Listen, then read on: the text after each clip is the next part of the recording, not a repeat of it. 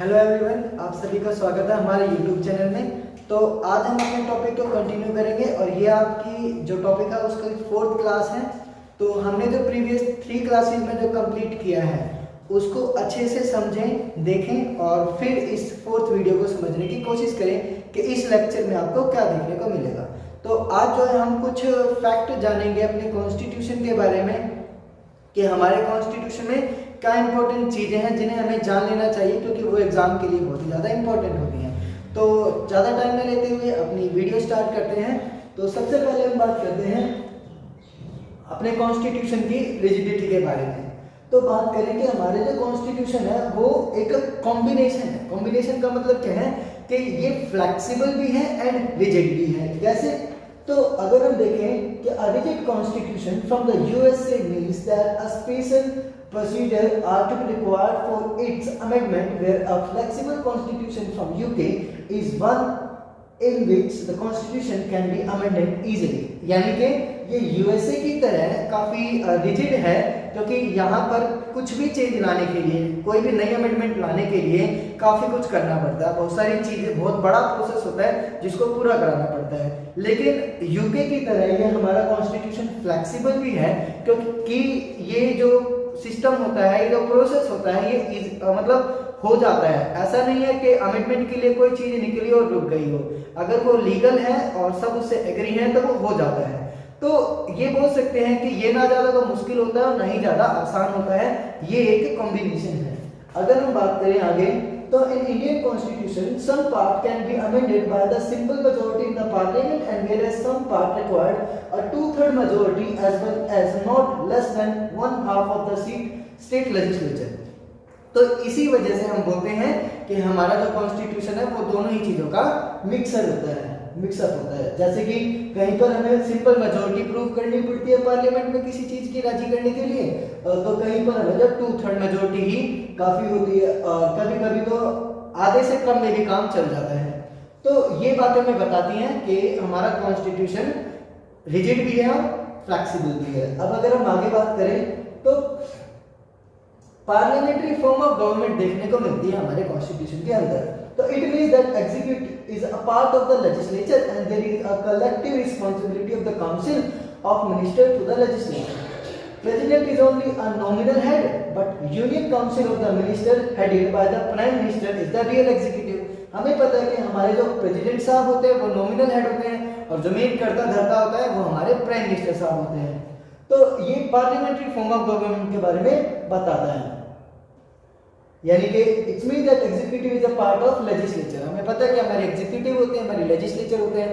Executive जो कानून को एग्जीक्यूट करते हैं, लेजिस्लेचर जो कानून बनाते हैं, तो वो दोनों आपस में ही पार्ट होते हैं। And there is a collective responsibility of the council of the minister to the legislature. ये कि इनकी क्या होती है, कलेक्टिव रिस्पांसिबिलिटी होती है। तो ये भी एक हमारे कॉन्स्टिट्यूशन का ही फीचर है। अगर हम आगे बात करें तो सिंगल सिटीजनशिप। सिंगल सिटीजनशिप का मतलब होता है एकल नागरिकता। अब भारतीय संविधान सभी भारतीयों को एकल नागरिकता प्रदान करता है, यानी कि सिंगल सिटीजनशिप देता है। राज्यों के लिए कोई अलग नागरिकता नहीं होती। यानी कि मैं आलोक आपके सामने हूँ तो मैं ये नहीं कह सकता कि मैं दिल्ली का भी नागरिक हूँ और भारत का भी नागरिक हूँ। मतलब यहाँ पर सिंगल सिटीजनशिप है कि I am a citizen of India.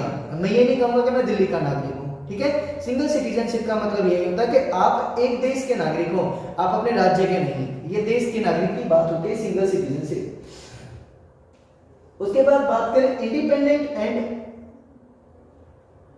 Integrated judiciary होती है, यानी कि स्वतंत्र होती है और एकीकृत न्यायपालिका होती है। एकीकृत ब्रिटेन की तरह, जैसे कि ब्रिटेन में हमें जो है जो जुडिशरी है वो इंटीग्रेटेड फॉर्म में मिलती है, तो यहाँ पर भी इसी तरीके से मिलता है। भारत में एकल न्यायिक प्रणाली प्रबल है, यानी कि हमारे देश में जो है वो इंटीग्रेटेड सुप्रीम कोर्ट होता है, इज द टॉप। हमें पता है कि हमारे सबसे टॉप पर सुप्रीम कोर्ट है, उसके बाद हाई कोर्ट है एंड फिर हमारे स्टेट लेवल पर कोर्ट आते हैं। एंड द डिस्ट्रिक्ट कोर्ट भी होते हैं एंड अदर सबऑर्डिनेट कोर्ट भी होते हैं, are below and are subject to the supervision of the high court. और ये हाई कोर्ट के सुपरविजन में काम करते हैं। और हम सबको पता है कि हमारे पूरे देश में एक ही सुप्रीम कोर्ट है, वो सुप्रीम कोर्ट है हमारा दिल्ली में। बाकी अपने स्टेट के पास अपने स्टेट कोर्ट होते हैं। तो ये बात भी हमें हमारे कॉन्स्टिट्यूशन में ही पता चलती है। ये हमारे कॉन्स्टिट्यूशन की बहुत अच्छी बात है कि यहाँ पर सुप्रीम कोर्ट, स्टेट कोर्ट उसके बाद सबऑर्डिनेट कोर्ट, लोकल लेवल पर भी कोर्ट होते हैं। तो ये बताता है कि हमारे यहाँ पर जो न्याय है मिलना कितना आसान हो जाता है, कितना इजी हो जाता है, बस लीगल प्रोसेस होता रहना चाहिए। अब बात करें इंडिपेंडेंट लाइक यूएसए, अगर हम बात करें यूएस की तरह protect the judiciary from the influence, वही चीज है ये, स्वतंत्र अमेरिका की तरह, यानी कि हमारे देश का जो कॉन्स्टिट्यूशन है वो स्वतंत्र है अमेरिका की तरह। कैसे? न्यायपालिका को किसी भी प्रभाव से बचाने के लिए संविधान ने कुछ प्रावधानों को निर्धारित किया है, और जैसे कि सर्वोच्च न्यायालय और उच्च न्यायालय के न्यायाधीशों की नियुक्ति करना, उनके महाभियोग की प्रक्रिया के माध्यम से न्यायाधीशों को हटाना बहुत मुश्किल होता है। अब यहाँ पर ये चीज है कि भाई कौन किस तरीके से सुप्रीम कोर्ट या हाई कोर्ट का जज अपॉइंट होगा, या फिर इम्पीचमेंट के प्रोसेस से किस तरीके से उन्हें हटाया जाएगा, क्योंकि हमारे देश का प्रेसिडेंट और हमारे देश के जो जजेस होते हैं उनको इम्पीचमेंट के प्रोसेस से ही उनकी सीट से उन्हें हटाया जा सकता है। आज तक हमारे देश में इम्पीचमेंट देखने को नहीं मिला है, जो बहुत अच्छी बात है, जो बताता है कि हम एक रिस्पॉन्सिबल पर्सन को एज ए प्रेसिडेंट या एज ए जज अपॉइंट करते हैं, जो बताता है कि हमने जो फैसला लिया वो गलत नहीं था। नहीं तो कई देशों में क्या होता है, प्रेसिडेंट बना देते हैं, फिर उस पर इम्पीचमेंट लगता है, वो हटाया जाता है। अपने देश में ऐसा नहीं हुआ। इसका मतलब हम लोगों को पहचान सकते हैं, हमने जो एज ए प्रेसिडेंट अपॉइंट किया वो बहुत अच्छा अपॉइंट किया हुआ है, उसको हटाने की जरूरत या नौबत नहीं आएगी कभी। फिलहाल आगे देखें तो हमारा जो है एक सेकुलर स्टेट है, हमारे जो कॉन्स्टिट्यूशन में लिखा हुआ है कि देश इंडिया जो है हमारा वो एक सेकुलर स्टेट रहेगा। सेकुलर का मतलब बताइए कि भाई यहाँ पर there is no religion of India, यानी कि हमारे देश का कोई भी रिलीजन नहीं है। हम हिंदू, मुस्लिम, सिख, ईसाई आपस में सब भाई भाई वाला जो सिस्टम होता है उसको फॉलो करते हैं, और कोई भी एक पर्टिकुलर रिलीजन को लेकर हम ऑफिशियल नहीं हो सकते। वही चीज है कि there is no religion of India, Bharat का कोई रिलीजन नहीं है। 42th अमेंडमेंट के तहत provide equal treatment and equal opportunities all the religion by the government, सरकार के द्वारा जो सभी को समान अधिकार एंड सभी को सब इक्वल जो है दिया गया है रिलीजन के पॉइंट ऑफ व्यू से देखा जाए तो। अब हम बात करें तो फेडरल सिस्टम है हमारा देश। हमारा देश क्या है? Federal system and unitary feature है यहाँ पर। तो फेडरल का मतलब होता है कि यहाँ पर जो गवर्नमेंट होगी वो फेडरल सिस्टम के तहत होगी, यानी कि एक ऊपर लेवल, फिर उसके नीचे लेवल, फिर उसके नीचे लेवल, ये फेडरल सिस्टम होता है। तो federal feature means that dual system of the government, central and the state. अब हमें 3 टाइप ऑफ गवर्नमेंट देखने को मिलती है इंडिया में, क्योंकि हमने 73rd एंड 74th अमेंडमेंट के तहत पंचायती राज एंड म्युनिसिपल पार्टीज को लेकर आए थे। तो अब हम कह सकते हैं कि हमारे देश में 3 टाइप ऑफ गवर्नमेंट देखने को मिलती है, और जैसे कि सेंटर हो गई, स्टेट हो गई, एंड जो हमारी लोकल बॉडीज होती हैं। Division of the power between the executive, judiciary and legislature, इनके बीच में पावर का डिस्ट्रीब्यूशन होता है। Supervision of the constitution independently judiciary and बायोसेरेमनी होता है।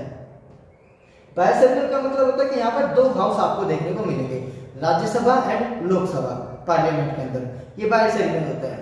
और हमें पता है कि यहाँ पर जो पावर दी गई है, पावर का डिस्ट्रीब्यूशन भी 2 तरीके से होता है, वर्टिकल पावर का डिस्ट्रीब्यूशन भी होता है, हॉरिजॉन्टल पावर का डिस्ट्रीब्यूशन होता है। ये सब चीजें हम पढ़ेंगे।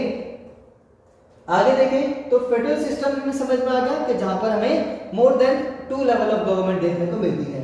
अनयूनिटरी फीचर है, एकात्मक विशेषताएं होती है यहाँ पर। आगे देखें तो along the federal system India has many unitary feature like strong centre होता है यहाँ पर। ये अब इसके यूनिटरी फीचर के बारे में बता रहे हैं। फेडरल सिस्टम तो समझ में आ गया, यूनिटरी फीचर क्या होते हैं?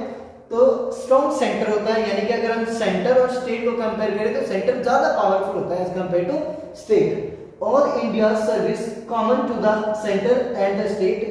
ऑल इंडिया सर्विस जो होती है वो कॉमन होंगी, चाहे वो सेंटर हो चाहे स्टेट हो।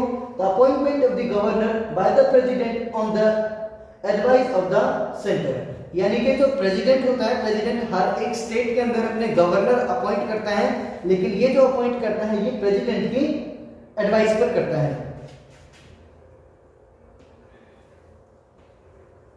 बाइसेन तो अब होता है बाइसेमेनियल लेजिस्लेचर, यानी कि द्विसदनीय विधायिका क्या होती है? तो एट सेंटर, यानी कि हमारा जो सेंटर है, इंडिया हैज अ बाइसेमेनियल लेजिस्लेचर, जैसे राज्यसभा एंड लोकसभा। अभी आपको पता है कि हमारा जो पार्लियामेंट्री सिस्टम है उसमें राज्यसभा एंड लोकसभा, हालांकि प्रेसिडेंट भी पार्ट ऑफ द पार्लियामेंट, लेकिन हम अगर सदन की बात करते हैं तो हाउसेस की बात करते हैं तो लोकसभा एंड राज्यसभा में ये दो हाउस देखने को मिलते हैं। इसमें राज्यसभा को अपर सदन एंड लोकसभा को लोअर सदन कहा जाता है। यहाँ पे जो लोकसभा होता है, लोकसभा के अंदर ही मेजोरिटी प्रूव करनी पड़ती है प्राइम मिनिस्टर बनने के लिए, यानी कि जो भी पॉलिटिकल पार्टी होती हैं वो पॉलिटिकल पार्टी लोकसभा के अंदर अपनी मेजोरिटी प्रूव करती है प्राइम मिनिस्टर बनने के लिए, और उसी पार्टी का जो सबसे पावरफुल पर्सन होता है उसी को प्राइम मिनिस्टर बना दिया जाता है। तो अब बात करें हम आगे,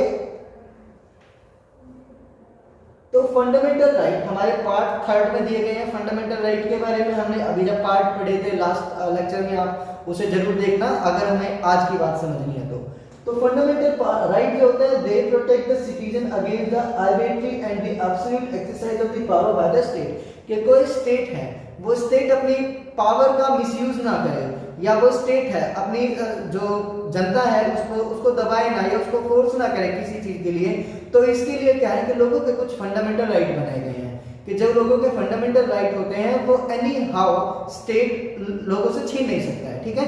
और ये fundamental right in case of emergency ही उसे छीने जा सकते हैं, अदरवाइज नहीं तो भाई अगर ये फंडामेंटल राइट ना हो तो दिल्ली में, तो दिल्ली के जो लोग हैं, जो दिल्ली की सरकार है वो कह सकती है कि भाई यूपी से आने वाले लोगों को बैन करो, बिहार से आने वाले लोगों को बैन करो, लेकिन ये उनका कहीं पर जाके रहना बसना ये उनका फंडामेंटल राइट होता है, तो वो बहुत ही आसानी से यूपी बिहार से दिल्ली में आ जाते हैं और यहाँ पर सरवाइव करते हैं। अदरवाइज ये होना पॉसिबल हो जाए, या दिल्ली के लोग मान लो मुंबई जाए तो वहाँ पे गवर्नमेंट बैन कर सकती है लोगों को, तो ये लोगों का फंडामेंटल राइट और स्टेट इसमें इनको बैन नहीं कर सकता, इनको मना नहीं कर सकता कि भाई तुम हमारे राज्य में नहीं आओगे, वो नहीं हो सकता।